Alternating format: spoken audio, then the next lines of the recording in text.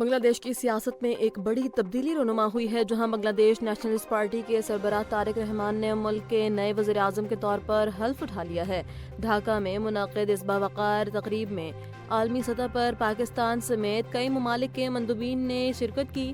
تقریب حلف برداری میں مختلف ممالک کے وزراء اور سفارتکاروں کی موجودگی اس بات کی عکاسی کرتی ہے کہ عالمی برادری بنگلہ دیش کی نئی قیادت کے ساتھ تعاون کے لیے تیار ہے۔ وفاقی وزیر احسن اقبال نے پاکستان کی نمائندگی کرتے ہوئے طارق رحمان کو عہدہ سنبھالنے پر مبارکباد دی اور دو طرفہ تعلقات کی بہتری کی امید ظاہر کی۔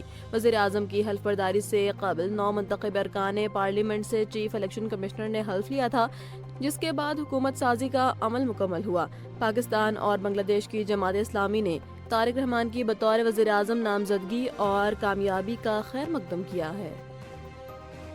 وزیر اطلاعات پنجاب ازما بخاری نے خیبر پختونخوا کے مشیر خزانہ مزمل اسلم کے بیان پر کڑی تنقید کرتے ہوئے کے پی کے حکومت کی کارکردگی اور صوبے کی حالیہ صورتحال پر سنگین سوالات اٹھائے ہیں۔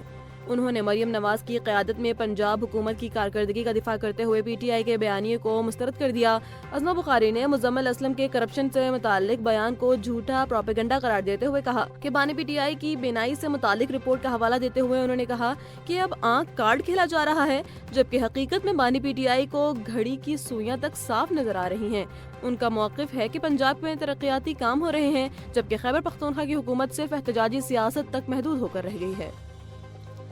بانی پی ٹی آئی کی صحت اور طبی معائنے کے معاملے پر حکومت اور تحریک انصافی قیادت کے درمیان لفظی جنگ تیز ہو گئی ہے۔ ایک طرف وفاقی وزیر داخلہ محسن نقوی اسے سیاسی ڈرامہ قرار دے رہے ہیں، تو دوسری طرف بیرسٹر گوہر کا موقف ہے کہ ملاقاتوں پر پابندی نے معاملے کو مزید پیچیدہ بنا دیا ہے۔ بیرسٹر گوہر، سلمان اکرم راجہ اور بانی پی ٹی آئی کی بہنیں اس وقت ڈیلا جیل کے باہر موجود ہیں۔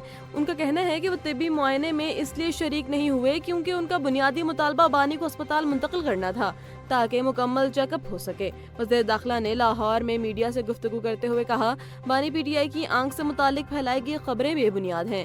قانون کے مطابق ہر قیدی کو طبی سہولیات فراہم کی جائیں گی۔ محمود چکزئی کے خط سے پہلے ہی رابطہ کر لیا گیا تھا۔ حکومت نے شفافیت کے لیے بیرسٹر گوہر اور ڈاکٹر سے ملنے کی پیشکش کی تھی، لیکن انہوں نے پارٹی مشاورت کے بعد انکار کر دیا۔ پاکستان میں سونے کی قیمتوں میں مسلسل دوسرے روز بھی بڑی گراوٹ دیکھی جا رہی ہے۔ عالمی مارکیٹ میں قیمتیں گرنے کے باعث مقامی صرافہ بازاروں میں سونے کی قیمت میں 9,000 روپے کی بڑی کمی ریکارڈ کی گئی ہے، جس کے بعد قیمتیں حالیہ بلند ترین سطح سے نیچے آ گئی ہیں۔ بین الاقوامی بازار میں سونے کی قیمت میں $90 کی نمایاں کمی کے بعد $4,920 فی اونس پر آ گئی ہے، جس کا براہ راست اثر پاکستانی مارکیٹ پر پڑا۔ گزشتہ روز بھی فی تولہ سونا 3200 روپے سستا ہوا تھا، یعنی محض 2 دنوں میں سونے کی قیمت میں 12,200 روپے کی مجموعی کمی واقع ہو چکی ہے۔ ماہرین کے مطابق روپے کی قدر میں بہتری اور عالمی سطح پر سرمایہ کاروں کا رجحان بدلنے سے سونے کی طلب میں کمی دیکھی جا رہی ہے۔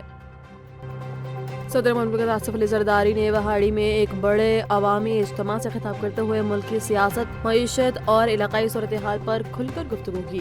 انہوں نے جہاں اپنے سیاسی مخالفین کو آڑے ہاتھوں لیا، وہاں زراعت کو پاکستان کی ترقی کا واحد راستہ قرار دیا۔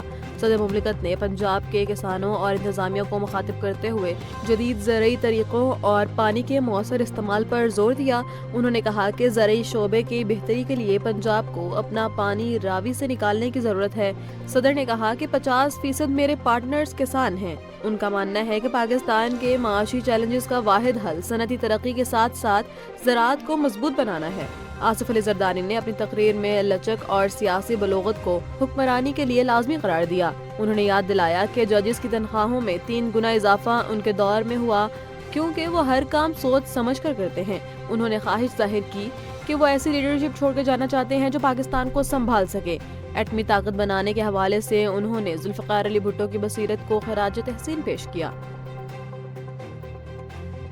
اسلام آباد ہائی کورٹ میں سابق فیض حمید کے بھائی نجف حمید کی ضمانت سے متعلق کیس میں اہم موڑ سامنے آیا ہے، جہاں جسٹس راجہ انعام امین منہاس نے کیس کی سماعت سے معذرت کر لی ہے۔ سماعت کے دوران جسٹس راجہ انعام امین منہاس نے ملزم کے وکیل بیرسٹر راجہ قدیر کو مخاطب کرتے ہوئے سخت ریمارکس دیے۔ وکیل صاحب، اپنے موکل کو سمجھائیں، ایسا نہیں ہوتا، ایسے نہیں کرتے۔ انہوں نے واضح طور پہ کہا کہ وہ اب کیس نہیں سنیں گے، جس کے بعد معاملہ چیف جسٹس کو بھجوا دیا گیا تاکہ نیا بینچ تشکیل دیا جا سکے۔ اسپیشل جج سینٹرل نے 16 جنوری کو نجف حمید کی ضمانت قبل از گرفتاری کا فیصلہ واپس لیا تھا۔ 24 جنوری کو ٹرائل کورٹ نے باقاعدہ طور پر ضمانت منسوخ کر دی تھی۔ نجف حمید نے اس فیصلے کو چیلنج کیا، جس پر ہائی کورٹ نے ٹرائل کورٹ کا فیصلہ معطل کر کے عارضی طور پر ضمانت بحال کر دی تھی۔ پاکستان نے طب اور سرجری کی دنیا میں ایک عظیم سنگ میل عبور کر لیا ہے۔ لاہور کے Pakistan kidney and liver institute میں ماہرین نے ملک کی پہلی روبوٹک ویپل سرجری اور روبوٹک رائٹ ہیمی ہیپاٹیکٹومی کامیابی سے مکمل کر لی ہے، جو کینسر اور جگر کے امراض کے علاج میں ایک نئے دور کا آغاز ہے۔ روایتی سرجری کے مقابلے میں روبوٹک ٹیکنالوجی کے درج ذیل فوائد سامنے آئے ہیں۔ بڑے چیروں کی جگہ چھوٹے سوراخوں کے ذریعے آپریشن، جس کے نشانات کم پڑتے ہیں۔ روبوٹک بازو انسانی ہاتھ سے کہیں زیادہ باریک بینی اور درستگی کے ساتھ کام کرتے ہیں۔ مریضوں کو اسپتال میں کم وقت گزارنا پڑتا ہے اور جلد اپنے روزمرہ کاموں پر واپس آ جاتے ہیں۔ آپریشن کے دوران خون بہنے کے خطرات بھی کم سے کم ہو جاتے ہیں۔ PKLI کے ڈین ڈاکٹر فیصل سعود ڈار نے اس کامیابی کو سرکاری شعبے کی طبی اداروں کی بڑی فتح قرار دیا ہے۔ ان کا کہنا ہے کہ اب پاکستانیوں کو لبلبے اور جگر کے پیچیدہ آپریشنز کے لیے بیرون ملک جانے کی ضرورت نہیں رہی، کیونکہ یہ سہولیات اب ملک کے اندر بین الاقوامی معیار کے مطابق میسر ہیں۔